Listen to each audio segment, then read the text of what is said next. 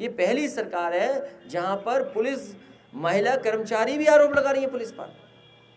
Custodial death सबसे ज्यादा, बहराइच में भी घटनाएं आई हैं कस्टोडियल डेथ की। श्रावस्ती, जो ये स्थान न केवल भारत में बल्कि दुनिया में इस स्थान की पहचान है। भगवान बुद्ध और यहाँ का पुराना इतिहास से परिचित दुनिया है।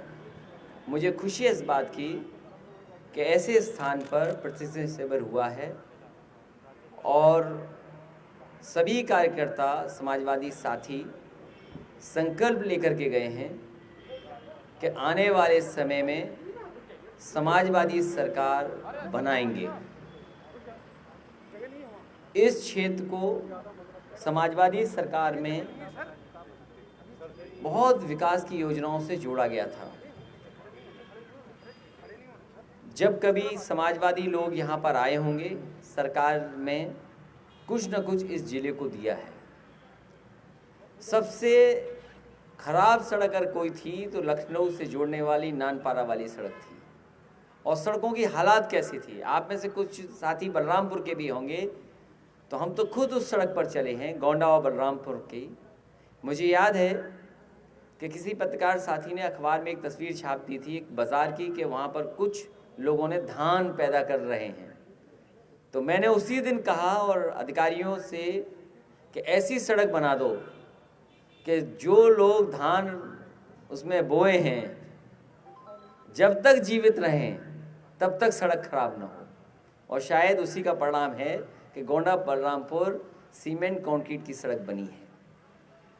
4 लेन बनी हो इस ज़िले में, या नानपारा वाली डबल लेन पेड शोल्डर जो कांग्रेस के ज़माने में सेंट्रल योजना और स्टेट की गवर्नमेंट के फंडिंग से थी। तो विकास के नाम पर समाजवादियों ने बहुत काम किया है। लैपटॉप बांटे हैं, वो आज भी चल रहे हैं। समाजवादी एम्बुलेंस ये मेंटेन नहीं कर पा रहे हैं। नई एम्बुलेंस खरीदना तो दूर, ये मेंटेन नहीं कर पा रहे हैं। और कोविड के समय पर और इधर जो लॉकडाउन रहा उसमें सबसे ज़्यादा कारगर, सबसे ज़्यादा मदद करने का काम, सबसे ज़्यादा गरीब जनता के बीच में पहुंचने का काम ज़रूरत के समय पर एम्बुलेंस ने किया। बहुत से परिवारों को इससे मदद पहुंची है। पुलिस की 100 नंबर जो अब 112 हो गई है, ये भी समाजवादी सरकार की देन है। इसके मेंटेनेंस के लिए या नई गाड़ी खरीदने के लिए कोई सरकार ने इंतजाम नहीं किया, वही पुरानी गाड़ियां और केवल नाम बदल देना। तो समाजवादी पार्टी लगातार किसानों के लिए काम करती रहेगी। और ये इलाका तो वो धान का है, धान मिलें भी हैं, पुरानी भी रही हैं, गन्ने का भी क्षेत्र है और भरमार है इन चीज़ों की, चीनी मिलों की। मुख्यमंत्री जी जहाँ जाते हैं कहते हैं 1 लाख से ऊपर हम करोड़ पैसा दे चुके हैं किसानों को। हर भाषण में कहते हैं 1 लाख से ज़्यादा दे चुके हैं, कई प्रदेशों के बजट से ज़्यादा दे चुके हैं।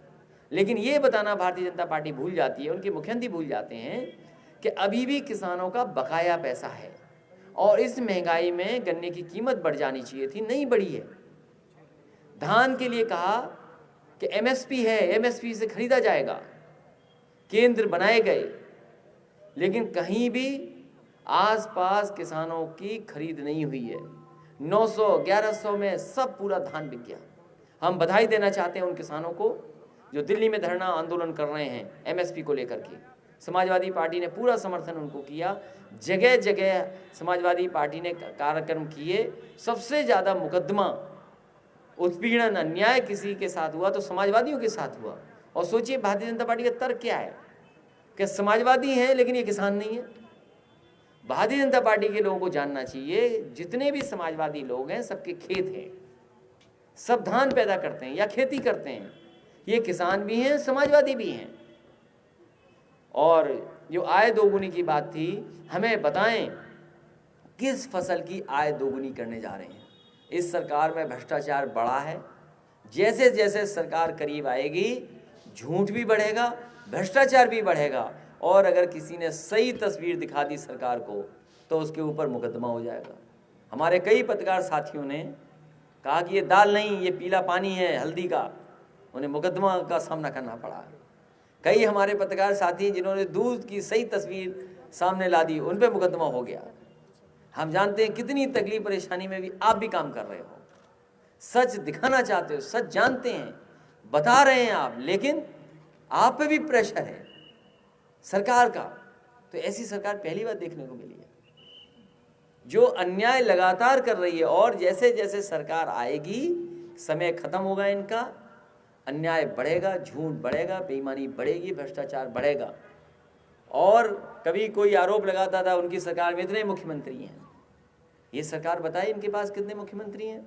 और जिस तरह की घटनाएं सुनने को मिल रही हैं कानून व्यवस्था को लेकर के, कल ही हम लोग लौटे हैं मान ली बाराबंकी होकर के आए, एक बेटी के साथ क्या घटना हो गई, बेटियों के साथ घटना हो रही है, महिलाओं के साथ घटना हो रही, और बधाइयों जैसा दुख भरा कांड, कितनी बड़ी घटना हुई। और उसकी बेटी ने जो दिखाया गद्दा कि देखो मेरी माँ का इतना खून लगा इसके अंदर। सोचो कौन सरकार में है, एक योगी सरकार में क्या कार्रवाई की। और लगातार महिलाओं के साथ हो रही घटनाएं, आखिर सरकार कर क्या रही है? पुलिस को किस हाल पे छोड़ दिया? पुलिस के ऊपर अन्याय कर रही है, कई महिलाएं शिकायत कर रही हैं। ये पहली सरकार है जहां पर पुलिस महिला कर्मचारी भी आरोप लगा रही है पुलिस पर।